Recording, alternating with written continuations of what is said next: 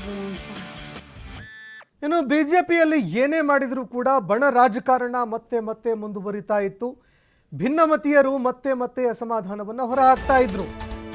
ಈಗ ಈ ಬಣ ರಾಜಕಾರಣದ ಆಟಕ್ಕೆ ಬ್ರೇಕ್ ಹಾಕೋದಕ್ಕೆ ಅಂತ BY ವಿಜಯೇಂದ್ರ ಬಣ ಸಜ್ಜಾಗ್ತಾ ಇದೆ. ಭಿನ್ನರ ವಿರುದ್ಧ ಬಿಜೆಪಿ ವರಿಷ್ಠರಿಗೆ ದೂರು ನೀಡೋದಕ್ಕೆ ಅಂತ ನಿರ್ಧಾರ ಮಾಡಿದ್ದಾರೆ. ಸಾರ್ವಜನಿಕವಾಗಿ ಪಕ್ಷಕ್ಕೆ ಯಾರ್ಯಾರು ಮುಜುಗರ ತರ್ತಾ ಇದ್ದಾರೆ, ಆ ರೀತಿಯಾಗಿ ಮುಜುಗರ ತರುವಂತಹ ಹೇಳಿಕೆಗಳನ್ನು ಕೊಡ್ತಾ ಇದ್ದಾರೆ. ಅಂತಹ ನಾಯಕರ ವಿಷಯಕ್ಕೆ ಸಂಬಂಧಪಟ್ಟಂತೆ ನಮ್ಮ ಹೈಕಮಾಂಡ್ ನಾಯಕರ ಬಳಿಯಲ್ಲಿ ಎಲ್ಲ ವಿಷಯವನ್ನು ಮನವರಿಕೆ ಮಾಡಿಕೊಡೋದಕ್ಕೆ ಅಂತ ಸಜ್ಜಾಗ್ತಾ ಇದ್ದಾರೆ. ಪಕ್ಷ ಸಂಘ ಪರಿವಾರದ ಸೂಚನೆ ಬಳಿಕವೂ ಕೂಡ ಬಹಿರಂಗವಾಗಿ ಅಸಮಾಧಾನ ಹೊರಹಾಕ್ತಾ ಇದ್ದಾರೆ.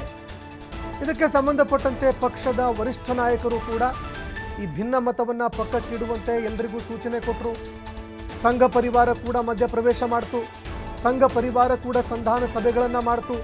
ಇದೆಲ್ಲದರ ಬಳಿಕ ಅಸಮಾಧಾನ ಮತ್ತೆ ಮತ್ತೆ ಹೊರಬೀಳುತ್ತಾ ಇದೆ. ಸಭೆಗಳ ಮೇಲೆ ಸಭೆಗಳನ್ನು ಮಾಡ್ತಾ ಇದ್ದಾರೆ. ಇದೇ ಕಾರಣಕ್ಕಾಗಿ ಈ ಅಸಮಾಧಾನವನ್ನು, ಈ ಒಂದು ಬಹಿರಂಗ ಹೇಳಿಕೆಗಳಿಗೆ ಫುಲ್ ಸ್ಟಾಪ್ ಇಡೋದಕ್ಕೆ ಅಂತ ಇನ್ನೆರಡು ದಿನಗಳಲ್ಲಿ ದೆಹಲಿಗೆ ತೆರಳಿ ತಮ್ಮ ದೆಹಲಿಯ ನಾಯಕರಿಗೆ ದೂರು ನೀಡೋದಕ್ಕೆ ಅಂತ ರಾಜ್ಯದ BY ವಿಜಯೇಂದ್ರ ಬಣದ ನಾಯಕರು ಮುಂದಾಗ್ತಾ ಇದ್ದಾರೆ. CM ಸೀಟಿಗೆ ಕೋಟಿ ಕೋಟಿ ಹಣ ಖರ್ಚು ಮಾಡಲಾಗ್ತಾ ಇದೆ ಅಂತ ಯತ್ನಾಳ್ ಅವರು ಹೇಳಿಕೆ ಕೊಟ್ಟಿದ್ದರು. ಇದು ಪಕ್ಷಕ್ಕೆ ಸಾಕಷ್ಟು ಮುಜುಗರ ಕೂಡ ತಂದಿಟ್ಟಿತ್ತು. ರಾಷ್ಟ್ರಮಟ್ಟದಲ್ಲೂ ಕೂಡ ಈ ಒಂದು ವಿಚಾರ ಸದ್ದು ಮಾಡಿತ್ತು.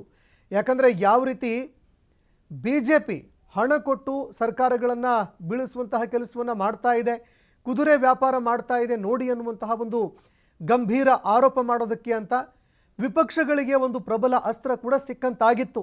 ಇದೇ ಕಾರಣಕ್ಕಾಗಿ ಈ ಎಲ್ಲ ಹೇಳಿಕೆಗಳಿಗೆ ಫುಲ್ ಸ್ಟಾಪ್ ಇಡೋದಕ್ಕೆ ಅಂತ ಈಗ BY ವಿಜಯೇಂದ್ರ ಬಣ ಮುಂದಾಗ್ತಾ ಇದೆ.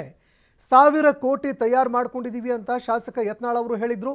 ಹೀಗಾಗಿ ಈ ರೀತಿ ಹೇಳಿಕೆಗಳಿಂದ ಪಕ್ಷಕ್ಕೆ ಮುಜುಗರ ಆಗ್ತಾ ಇರೋದನ್ನು ತಪ್ಪಿಸೋದಕ್ಕೆ BY ವಿಜಯೇಂದ್ರ ಬಣ ಮುಂದಾಗ್ತಾ ಇದೆ.